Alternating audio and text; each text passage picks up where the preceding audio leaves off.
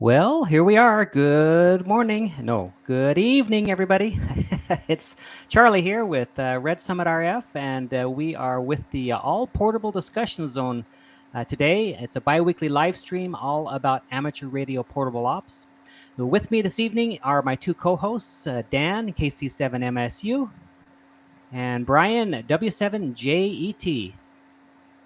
And also, I am pleased to introduce to you tonight our guest, Tom N2YTF. Hi, folks. And that's Claire way back over my shoulder. Okay. And you're from the Tarrytown, New York area, right? About 30 miles north of New York City. Okay, good. And of course, as always, we have our regular characters in the chat room. Welcome to all of you who are there. We are happy to see everybody joining us, and thank you for those who will be catching us later. Of course, if you have any comments or questions, go ahead and leave them in the chat, and we will make sure we grab those and throw them up and let everybody see them so we can talk about them.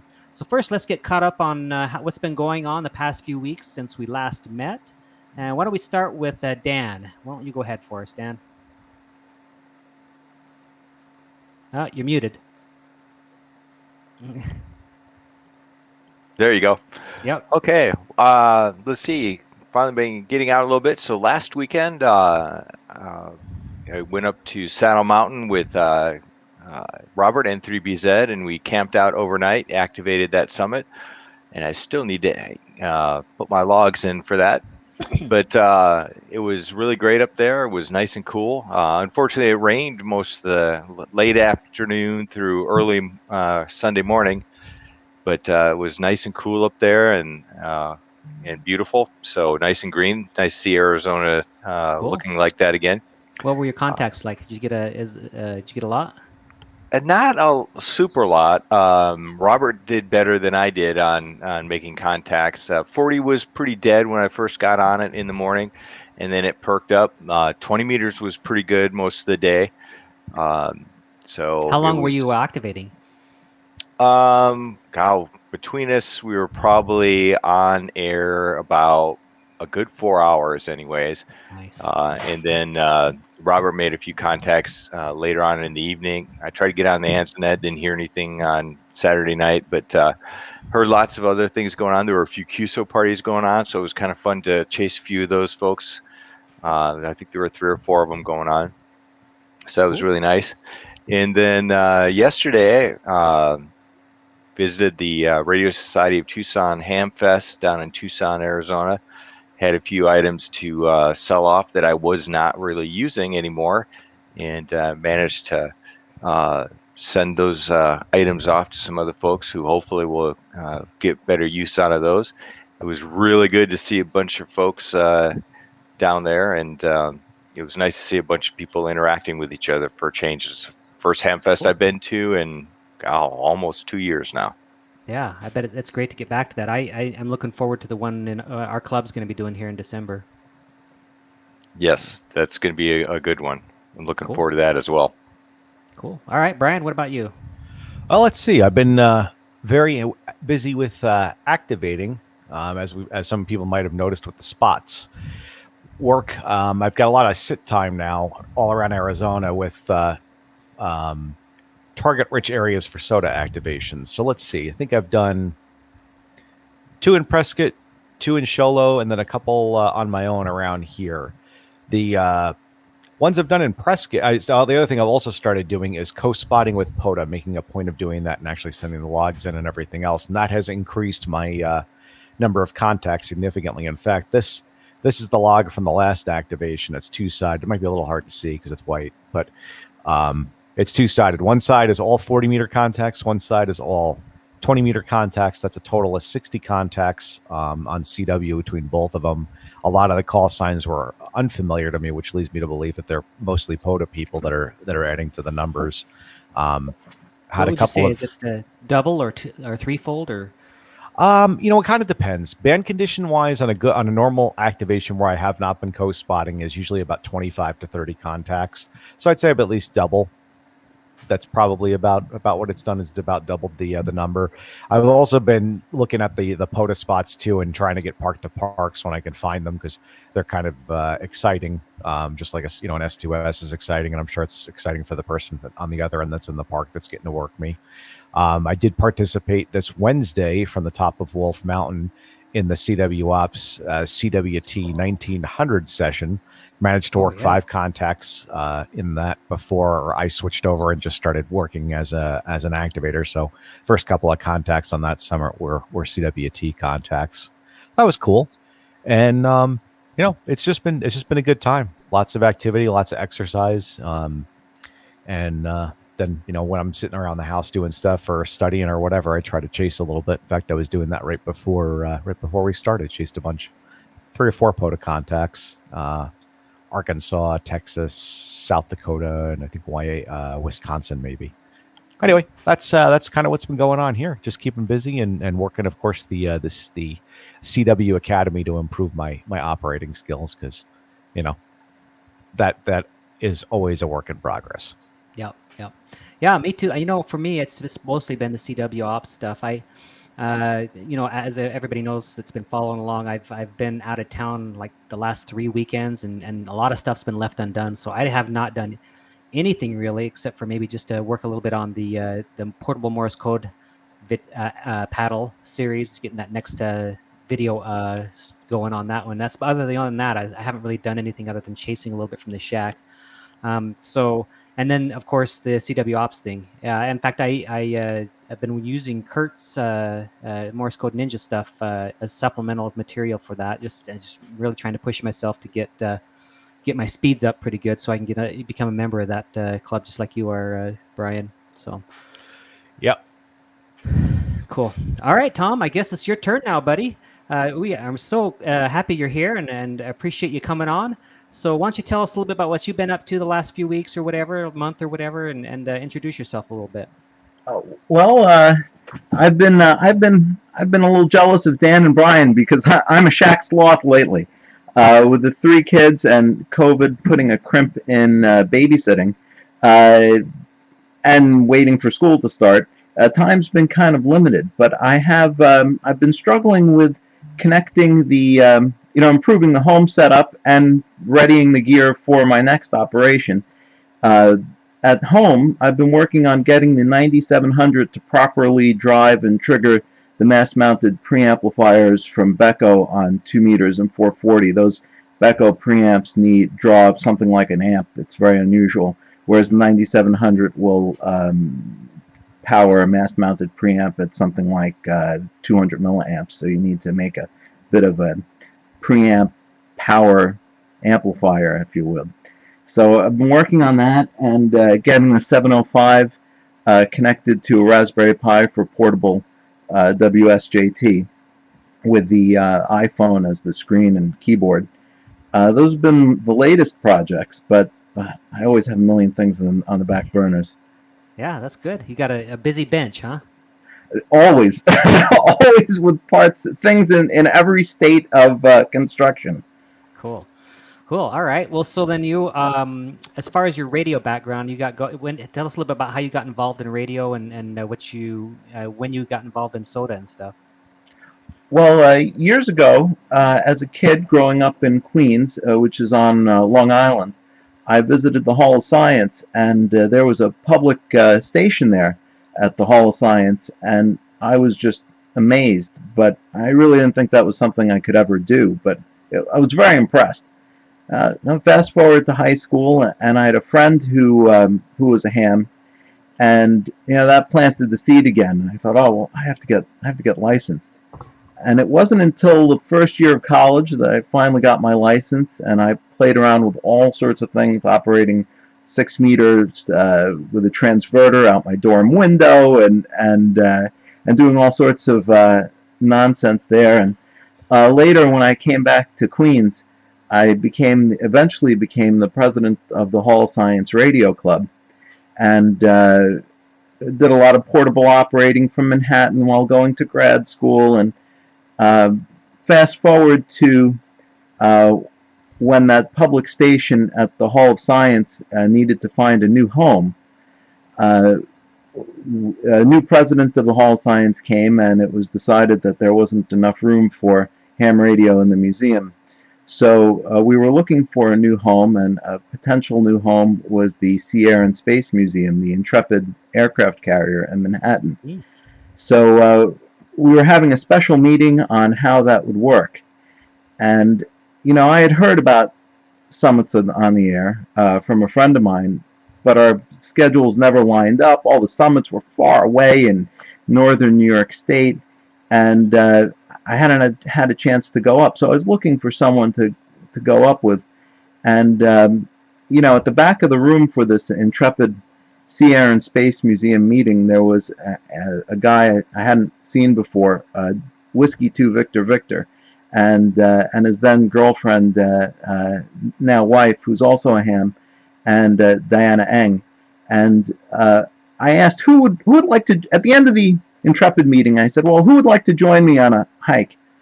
You know, nobody was interested, because most of these folks are meet certain stereotypes about ham radio. They're very comfortable in the shack. So so he decided to go up with me, and the rest is history. We started looking for summits, and it was always a long drive, and we thought we had to change that. Well, what's interesting is I heard from I can't remember who asked me to reach out to you. Somebody you know. I might have to look up and see who it was that said, "Hey, you need to reach out to Tom." But he said that you were one of the pioneers over in the East Coast as far as getting involved in SOTA. Do you want to speak a little bit about that? When I became interested in summits on the air, there was some of the, I don't know if you're familiar with the geography of New York State, but way up in the northeast corner, let's say, of New York State, you've got the Adirondacks, and then down south you've got the Catskills, and that's about all we had for summits in America. That was the extent of W2. Not all of those areas had been added at that time. There was no New Jersey.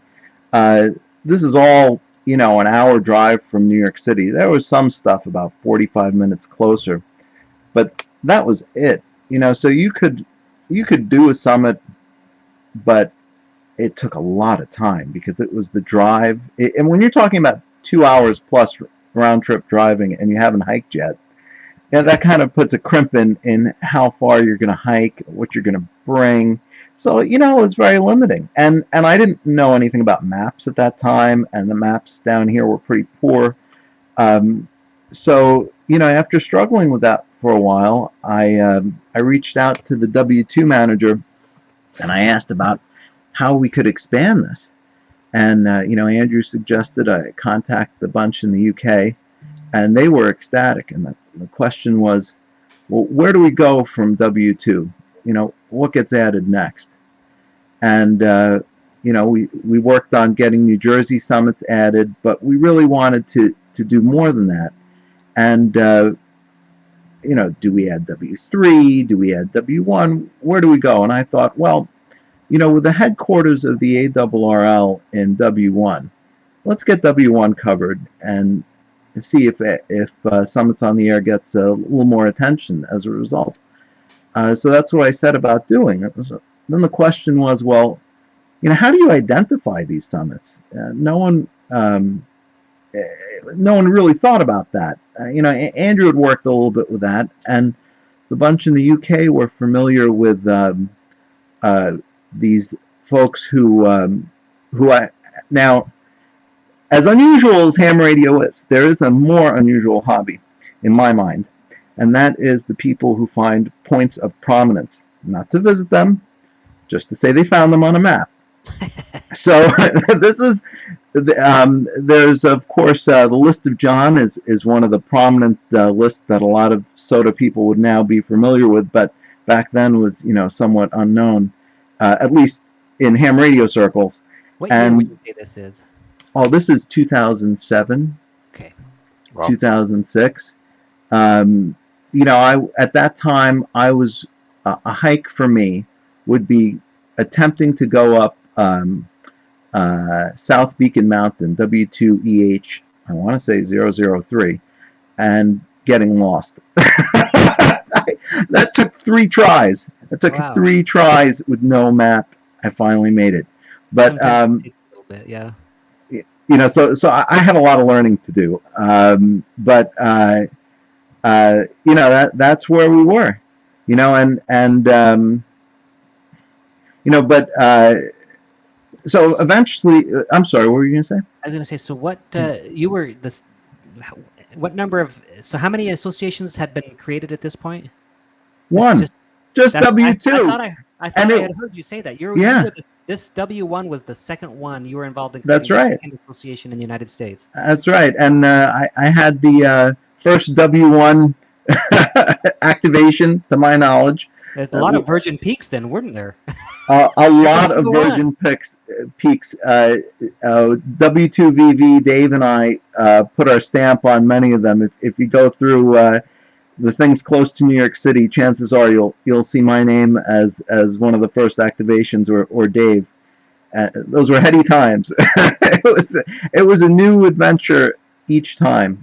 I would have thought that those associations were, you know, a lot older and had been worked, you know, a lot earlier in time than, you know, 2006, 2007 kind of time frame. Well, you know, at that time the UK was very active, and Europe was growing. It wasn't what it is today, and someone outside of the UK was something pretty neat for those guys to work, and something over on this side of the pond was really, I mean, you turned heads. When I went up on a summit, it was a phenomenon. I remember going up on a W1 summit and, you know, getting 33 sideband contacts in short order, and everyone just being thrilled to work an American summit. Wow, an American summit! I can't believe it. You know, it was a good time. Cool. So real quick, AJ, Alpha Juliet 2 India is the guy who said, "Hey, you should reach out to Tom and ask him about it." He's been very active around here lately. It's good to have him. The you know, so we went about trying to start W1, and I went through the list of John and painstakingly tried to add summit names for summits that had no name, because those guys were interested in finding summits, not naming them. So you know, the elevation, right? The peak 1632 or whatever, right? That's right. That's right. Sometimes not even that. You know, you'd have all sorts of bizarre names, and then you'd have repetitive names. You know, and you'd get those names again and again, and sometimes they were names that had no connection to any map that you could find, and you'd wonder about those names. We've got one of those, right, Charlie? Yes, we do. 4 Peaks South Middle. 4 Peaks South Middle. We make jokes about it all the time. I could see 4 Peaks South Middle from my house.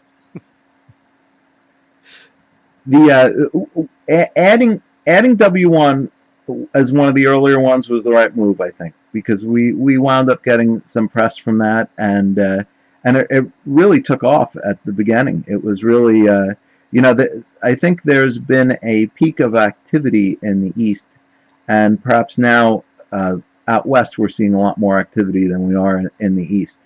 But it wasn't always that way. Yeah. Well, so let's explore this a little bit further. Since you were, you know, one of the pioneers, so to speak, in doing summits on the air, how did you? What were your first rigs that you used? What did you use to start off with? What were some of your initial pains, I guess, in getting up on the air? Well, you know, I had been in. I started with my 817, of course. This 817 has been with me since 817s were new. I got this the last day of Hamvention, soon after the 817 had been released, and I've tweaked it a bit to avoid the blown finals issues and things like that. But that was the rig, and at the time, nickel metal hydride AA batteries, if you can imagine, which, you know, try that in cold weather. Yep. But I have. you know, it was a learning process, and it was always verticals, various homebrew verticals. I have this constructed from an ARRL article years ago, made from lawn sprinkler risers, if you're familiar with those. Oh, Oh yep. yeah. And that was great, but it was bulky. And then I moved to something with aluminum rod that I made, but that was bulky. And then I went to a Pac 12 vertical, if you're familiar with those, and that was light and handy. But I found that especially going up with someone else, the verticals tended to make a lot of broadband noise, or they were not filtering the broadband transmit of the 817. So, you couldn't really have two guys on a summit in close proximity with verticals. They'd be blurting each other out. That's interesting. Yeah. At least that was my experience, and Whiskey 2 Victor's experience. So I moved to 2 meters, and I would do 2 meter sideband, and I had a great wire beam from G4 DHF, I want to say. And when you're kind of a pseudo celebrity because you're one of the few American activators, everyone wants to help you with advice and antennas.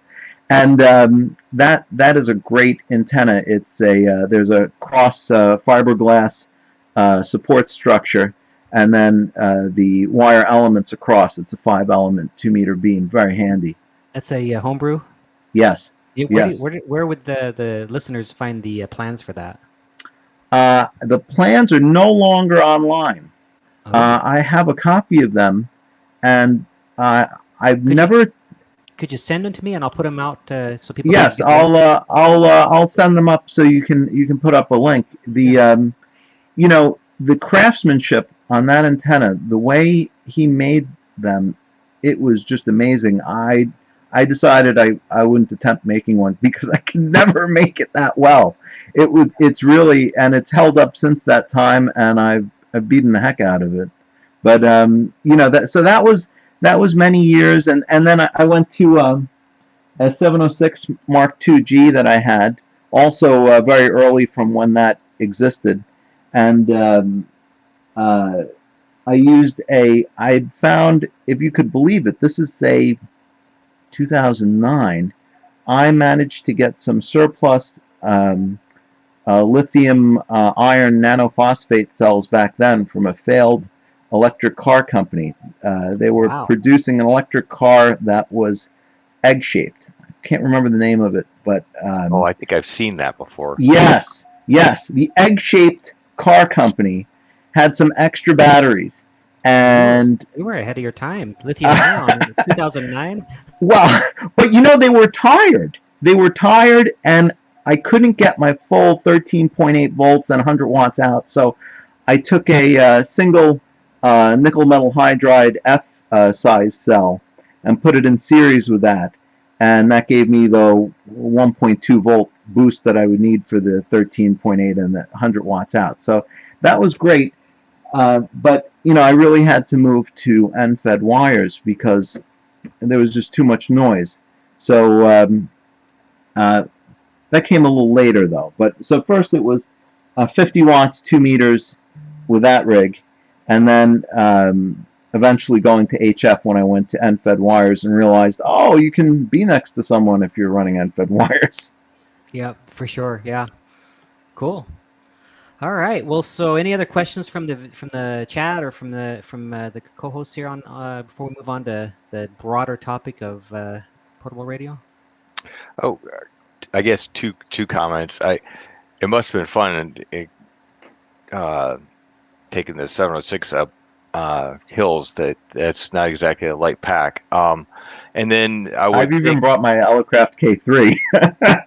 Are you kidding me? Whoa. I've done it, and I fell on my back. My back is still angry with me about that.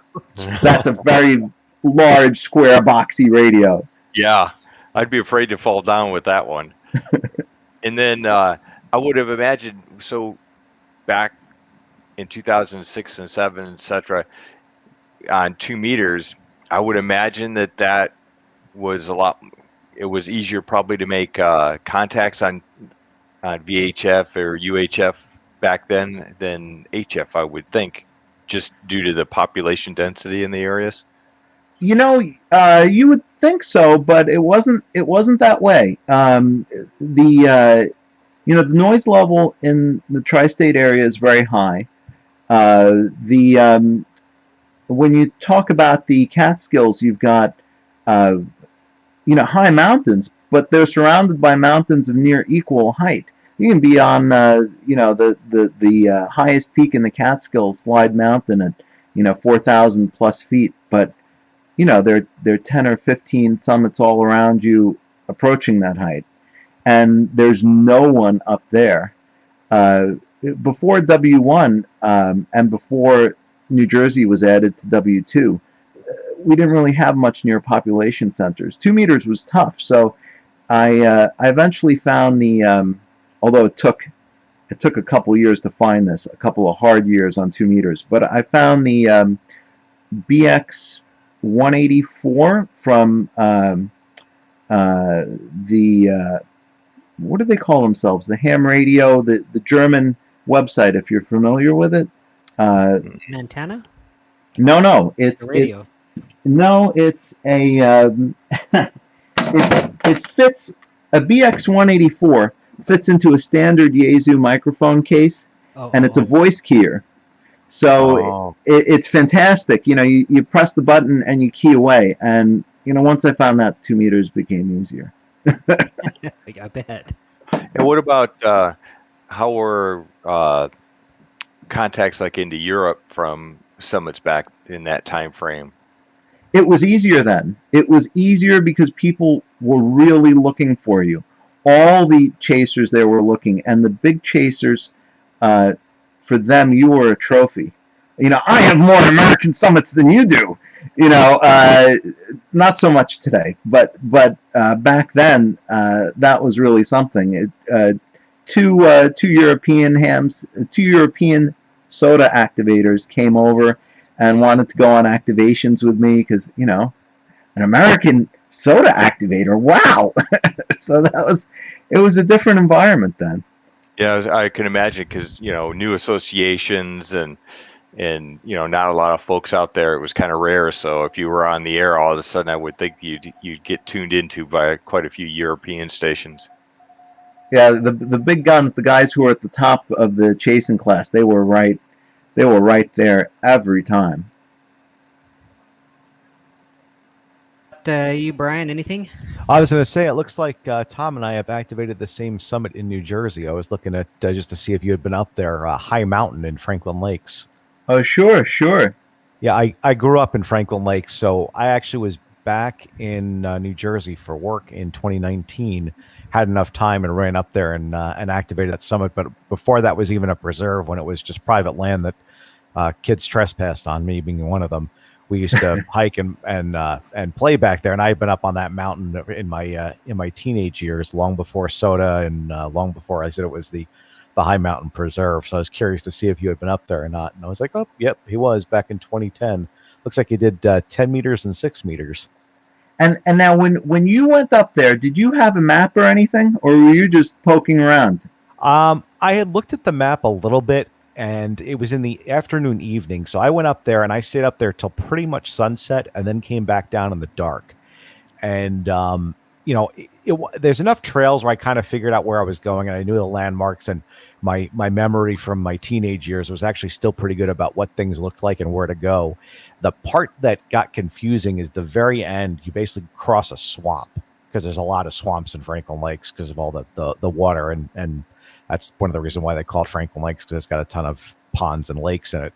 And going back through that part was probably the worst part, because I was just covered in mud and walking through the mud to get back out again, because I kind of lost the trail, but I knew where the road was, where my car was parked, because there's a trailhead there, and that's how I made my way back out. But I had to do, when I got back to the hotel, I had to take my stuff. I took my shoes, and actually just submerged them in the bathtub to get the mud off of them, and then did the same thing with the hiking pants, and then threw everything in the washer and dryer at the hotel, and actually had to do laundry that night because there was no way I was going to be able to pack everything back into my suitcase.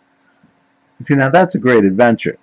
Yeah, it was a good time. The funny thing was I had almost no contacts on 2 meters on that hill, and I was expecting to at least have more on more than that on HF, just because, or than I would have on HF, just because of the the area and the proximity to everything. But I called my heart out on 5.2 and nobody answered. BX184, you need a voice keyer. On 2 meters, it's the only way. Yeah, I said just nobody was coming back. I was actually pretty surprised by that, given like from when I grew up there and I had my license, I was a novice and a tech. 220 was the thing back then because novices, that's all we had. We couldn't use 2 meters at that time. And then when I got my tech license, there was always somebody to talk to on any of the the VHF UHF frequencies. I was really surprised I wasn't able to scare up any contacts even with a spot on 2 meter FM. When I remember, I was really suffering. I was bringing up increasingly heavy and big radios, the K3, the 706, and then I said, let me try something different. And I went to bring the 817 with a voice keyer, and I would go up. I'd go up right away. I'd hang it on a tree limb with a stock case, put on an end-fed half-wave telescoping, set it calling, and then break out a sandwich. And that was much smoother, much more relaxed way of doing things. Yeah, cool. Well, we have you on because first of all, we're interested in some of the early days of SOTA, and we've talked a little bit about that. And so again, if anybody in chat who has questions about that, go ahead and throw it up.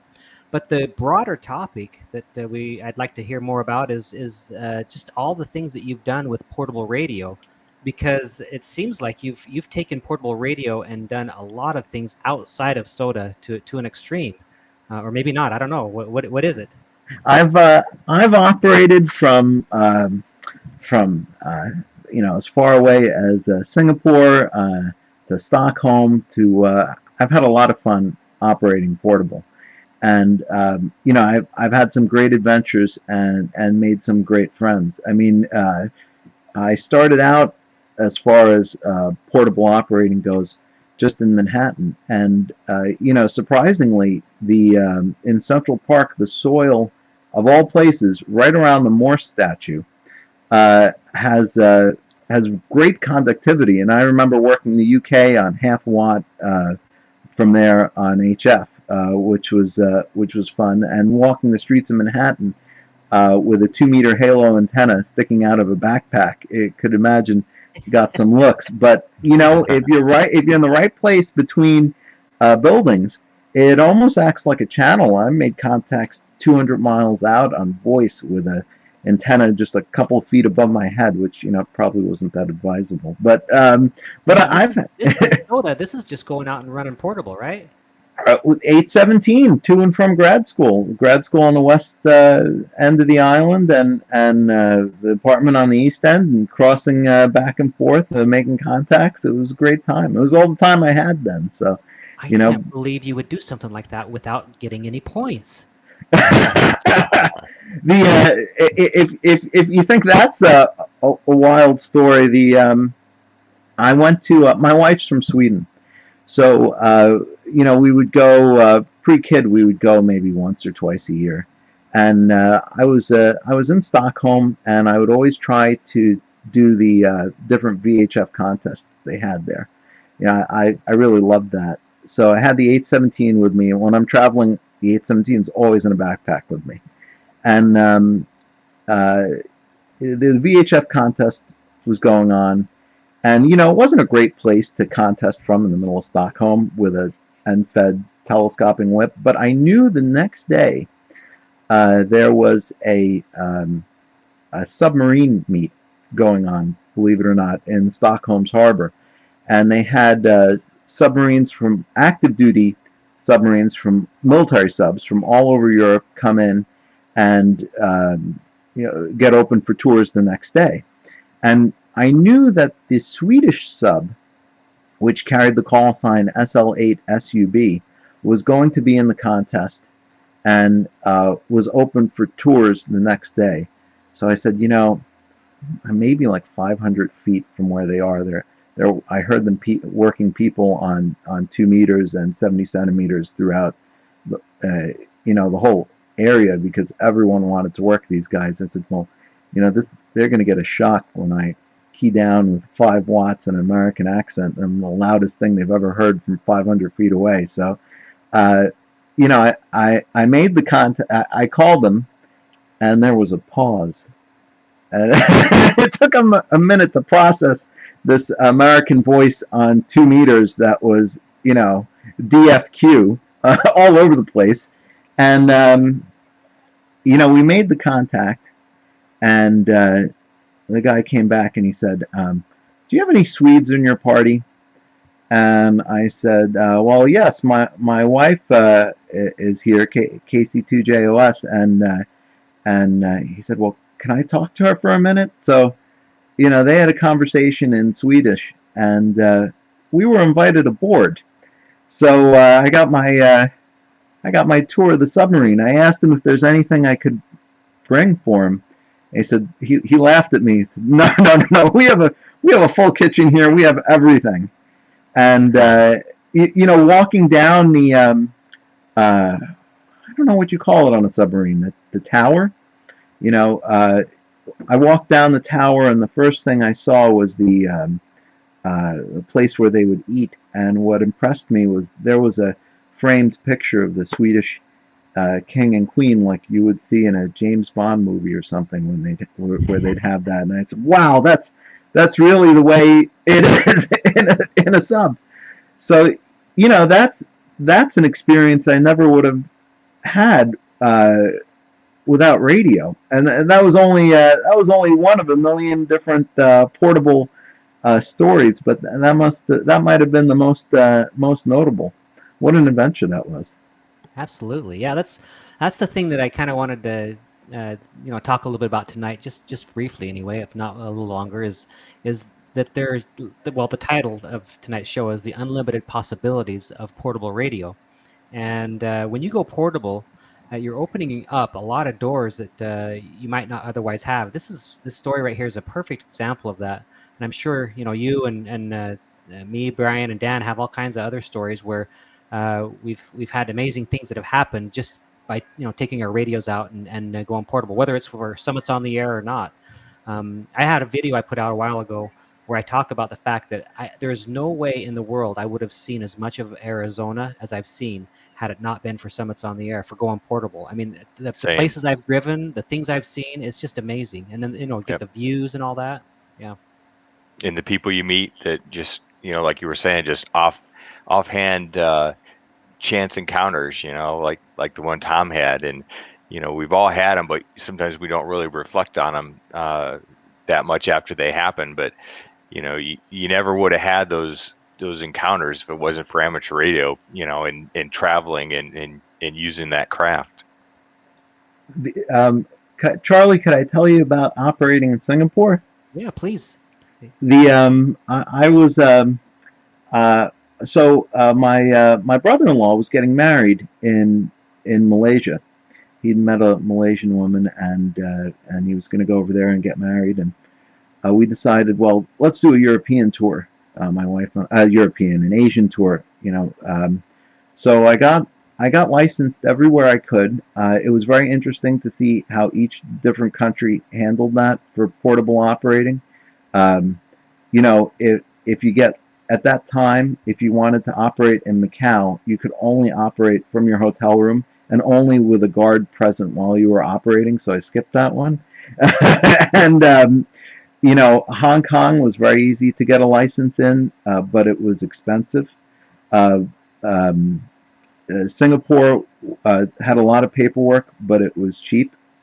So in any event, I filed for my Singaporean license, and I brought my full duplex FM HT to do satellite work while I was over there, the Kenwood THD 73. Unfortunately, the new one doesn't have full duplex, which is you really need for the FM satellite work. But So I also made plans to meet the head of the Singaporean ham radio club while I was there, because I thought, oh, let's go to dinner or something. I'll meet him and say hello, and he can show me the ham sites there, whatever those might be. And so those were my plans.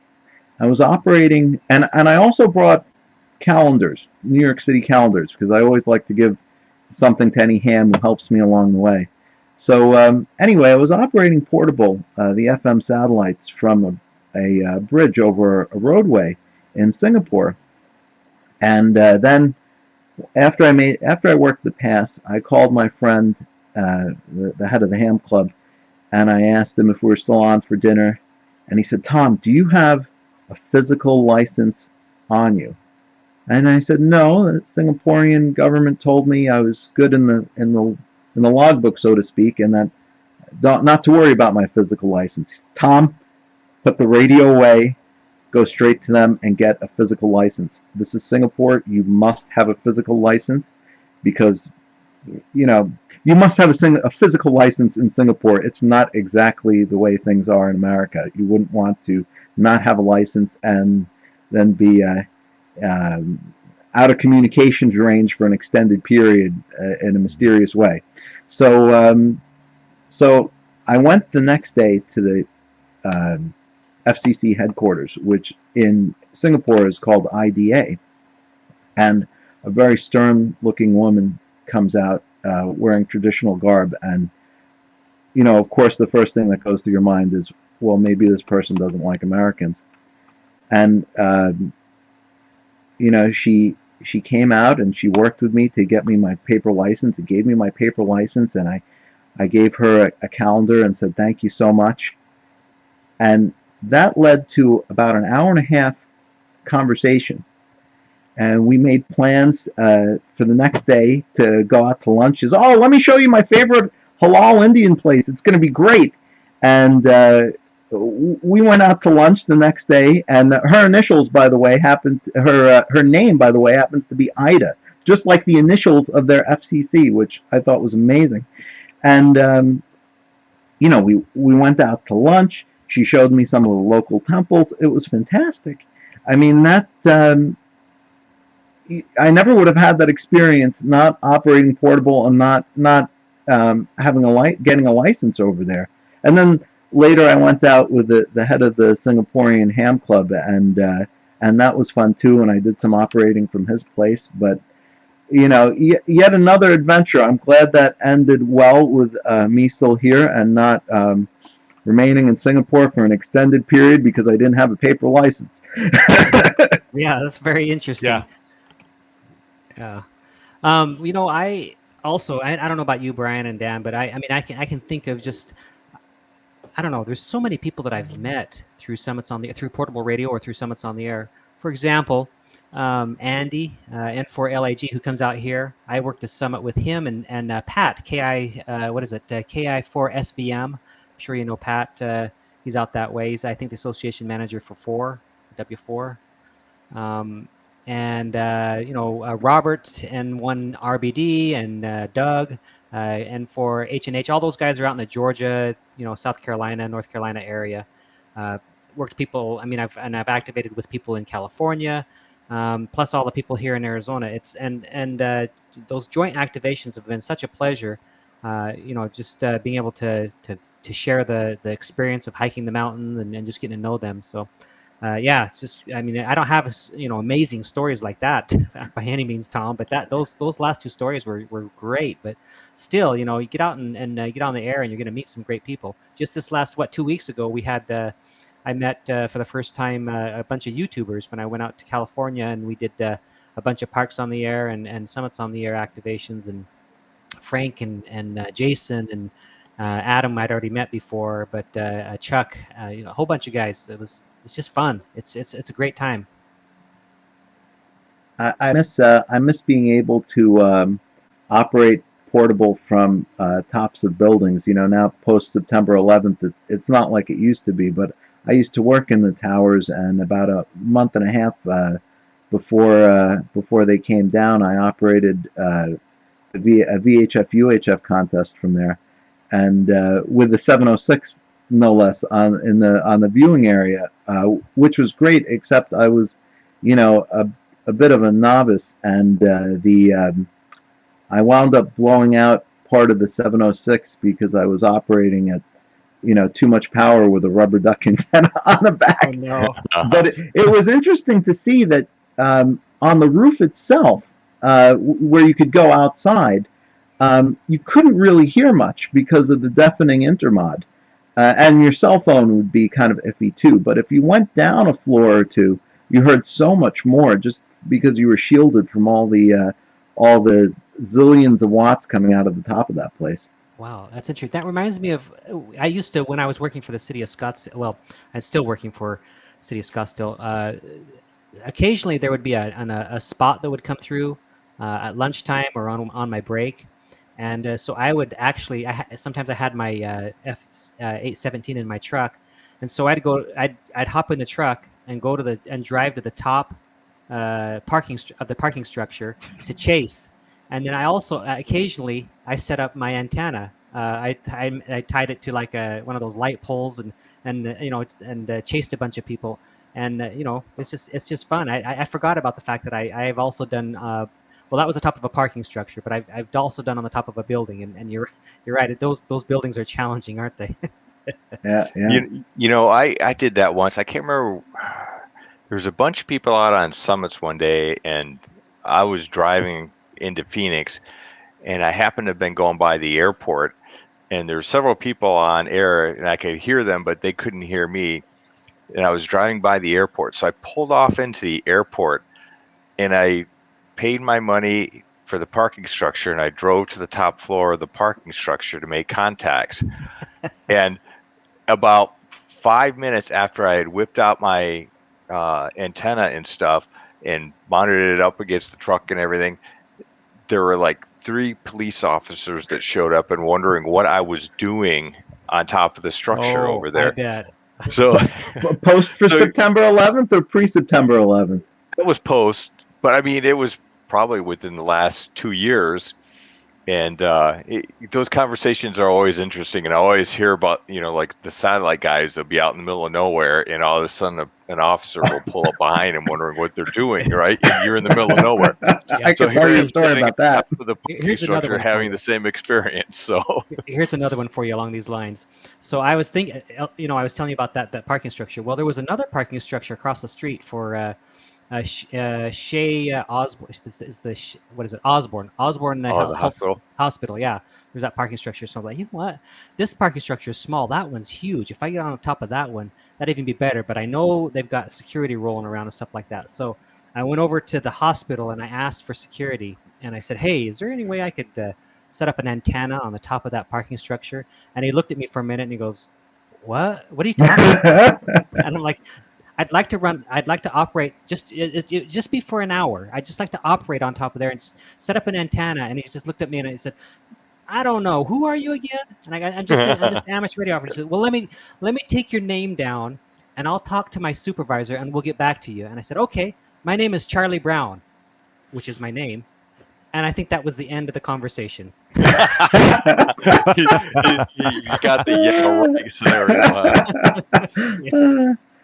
I remember years ago when I first met my wife, we went on road trips to see all the states east of the Mississippi, and I had this great 110-inch whip on the tiny little car. It looked like a big toy, but I would always pull over for the satellite contacts, and I had the Arrow antenna.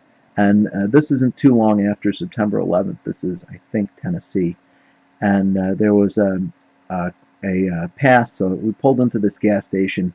I whipped out the antenna, and I was making the contacts, and a pickup truck comes by with a whole bunch of local non-hams, and they were very, very concerned with what I might be doing at a gas station with an antenna, because they thought, well, obviously terrorism, Middle East, oil must be a connection, so I only got like a half a contact in that pass, and the rest was explaining it. But they were all very nice. Once I explained to them what I was doing, that I wasn't calling in an airstrike for the gas station as a terrorist or something. Yeah. What do you tell people? I mean, I've come up with some pretty good stuff, but I think Brian has some good. What did you tell me? You tell people when they come up and ask you? You know, it depends upon my mood, but sometimes one of my favorite things to tell people is that I'm up on top of the mountain, especially when I'm in the national forest. I'll tell them on top of the mountain I was hired by a cell phone company to do a study on reception from up here. And one of the things I'm trying to do, and this is a play on something somebody else here has done regarding squirrels at another location, that there's also a very rare lizard that's on top of the mountain. And the stuff that I'm doing is going to sterilize the lizard. And then once the lizards go away, they'll actually be able to build the cell phone tower up here. Usually they scratch their heads and I either get a blank stare, I get a lecture, or they just don't know what to say. So, you know, and it all depends upon my mood and, you know, what the crowd kind of looks like. Sometimes it's kind of fun, you know? Yeah, it depends on my mood too. I mean, when I'm really cheeky, sometimes I've occasionally said that I'm searching for earthworms, and like what? When I'm like, yeah, these wire, it'll brings them up. You know, when you transmit, the worms kind of come up out of the ground, and then I have a fishing pole right here, and that's what I use to fish with. Yeah. Anyway, I don't have any good ones. I tell them what I'm doing, and they don't believe me, and they walk away. You know, I've because you always go up to the mountain with a fishing pole, right? And I've had people come by and ask me, you know, and I'll say, well, I'm fishing. Obviously, I got my fishing pole right there, see? And they just give you a strange look. But I've always wanted to take and put a bunch of like rubber fish on a stringer and like throw it over the edge of a rock somewhere. And then, you know, when you get somebody like that comes up and asks you, well, I'm fishing. Yeah, look over here, this big string full of fish that I've already caught right here, you know. Exactly. Yeah, there's Gary. Yeah, that's the one I've used before too, right? Talking to the UFOs. Yep. I get asked if I've heard any UFOs. I get that one a lot. Have you heard any little green men? Funny. All right. Well, look, we've got looks like 8 minutes left, Tom. We could probably spend a good, a lot more time with you. But do you have any in the 8 minutes? Well, we got a minute of wrap up. So in the last 7 minutes, do you have anything else you want to share with the listeners as far as any other stories or any advice or just anything that you'd like to share? Well, I tell you, I've always been impressed with what people can achieve with QRP. And I'm always amazed, and I kind of always fantasize myself about going out with some really small little featherweight rig. But I live in the tri-state area, and let me tell you, it is the rare QRPer that you can hear in my area. So I, for one, always try to bring as much power as I can.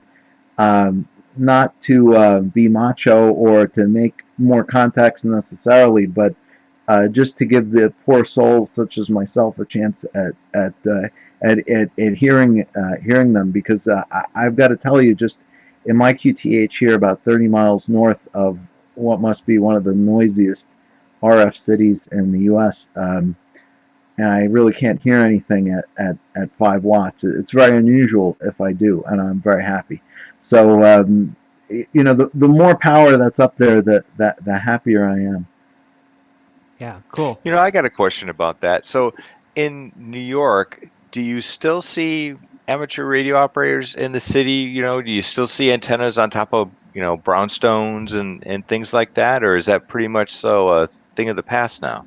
Well, they're still out there, and every once in a while we'll see a giant beam on a giant skyscraper, and then if you poke around, you'll find that someone of means who's a ham is there, but not as much as you used to. When I lived on the east side at 62nd Street, I had a homebrew J-pole and a wire dipole. And, believe it or not, I did some 2-meter meteor scatter with that. So, even if they're pretty modest setups, there are people out there doing things, but not as much as they used to be. Although the UN's been very active lately. Yeah. Yeah. Interesting. We got. Oh, go ahead, Brian. No, go ahead. Go ahead. Yeah, I was just going to say we've got K8DRT said he was camping, and a bunch of people were asking him. He had I saw a picture of this, I think, on Twitter. There was a rope strung up probably 40 feet in the air, just straight up. People asking him about that, and then he said, as time went on, the answers got a little better each time. 12-year-old me. Yeah, and then congratulations to Jesse, man. HA5JI, 20 watts. Nice. The bands are picking up, aren't they? Yeah. Yep. I had an S2S with Slovenia the other day, which that's right. which blew Nice. blew me away. I was not expecting that. In fact, I had to ask for the call like 3 times to make sure I was hearing it right. What, I'm like, what were you running? I was running 5 watts on a 20 meter dipole. Nice. Yeah. It was just I mean, and he came back twice, and it was, I'm like, all right, I guess it was legit. And I never got an email or anything from him, but I checked him, and he's a SOTA guy. He's definitely activated before. Wow. Very nice. Yeah, it was midday too. I mean, it was kind of the right time for picking up stuff out of Europe, so it kind of made sense, but it was still quite surprising. And for me, on an activation, I think one of the coolest walk-ups I've ever had from a ham was I was in San Francisco, on top of I think it's Mount Davis, I think is what it's called. And while I was sitting there, here comes a guy walking up with an HT and a hat on, and it was Elliot K6EL. In fact, I have a picture. Him and I had somebody up there take a picture of him and I continued to operate CW, and he was making VHF contacts on 2 meters, and we did an impromptu joint activation.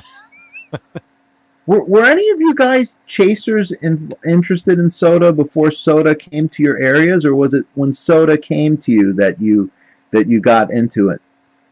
Well, for me, it was a complete accident. And I'm pretty much responsible for the other 2 guys getting started in it after I finished the accident. So, quick story because we're running out of time. 4 Peaks, which is a very prominent mountain feature in the eastern part of the Phoenix area. The highest peak in there is called Browns Peak. And I had hiked up there with some non-ham friends, and I thought, I'm going up on this high spot. I should take an HT with me and see what I can do. And I worked a bunch of people on 5.2, and one of the contacts said to me, "Hey, congratulations on the first activation. Thanks for the points." And I'm like, whatever. I had no idea what we were talking about.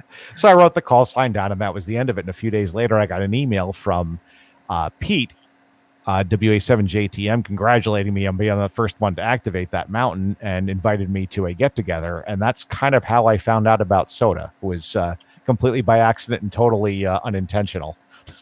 And then you spread the disease amongst all your friends. Yeah, Yes. now 200 plus activations and 2,000 points later, here we are.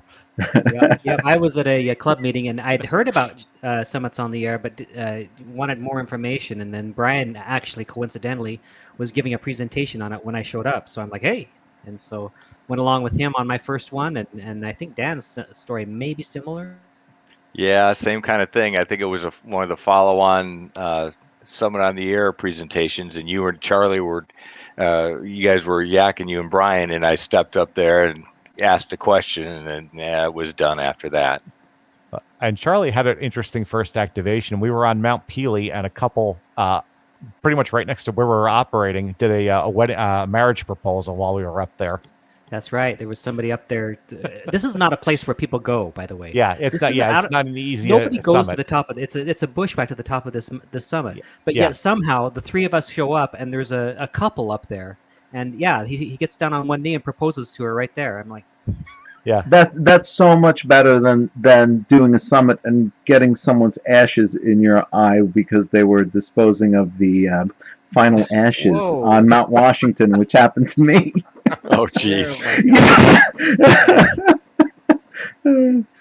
Well, to the listeners, I guess I would just say, just listening to us talk, I think that you can see the title, Unlimited Possibilities of Portable Radio.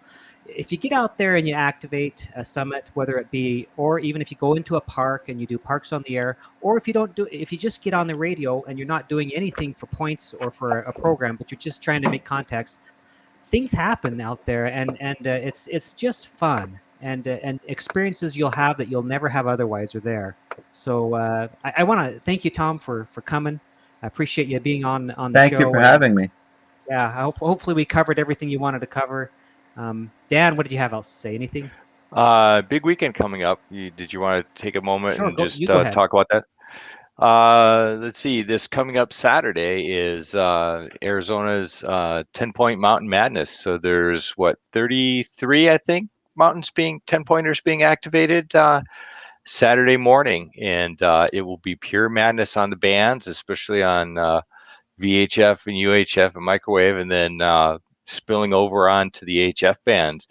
And I know there's folks in California that'll be out, in Washington and a few other places, as well as I think a bunch of folks will be in the Appalachian Mountains. Is that correct, Charlie? I think there's an event going on there. Appalachian Trail event. Yeah, they'll Yeah. be trying to work each other. Yeah. Yeah, so if you are able to get to a peak this coming up Saturday, go out there and post a spot, an alert. And if you're chasing, this week going to be a fantastic weekend to make a lot of contacts. So hopefully everybody enjoys the weekend.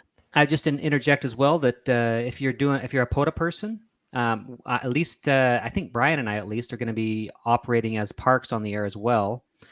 So you can chase us from another park and do a park to park with us, or just however you want. But just get out on the air and enjoy it. I would also say that we have a bunch of smaller channels that do summits on the air for YouTube that will be our guests at the next stream in 2 weeks. Jesse, who's in the chat, is one of them that'll be on, and Tim and a few others. So don't forget to join us again in a couple weeks. And so I guess we're going to close it out then. Anything else from anybody before we say goodbye? Thanks, folks. And Charlie, I sent you the Yagi plans. Okay, great. Thank you. All right, everybody. Until next time, 73 to you. Have a good one. 73, everyone.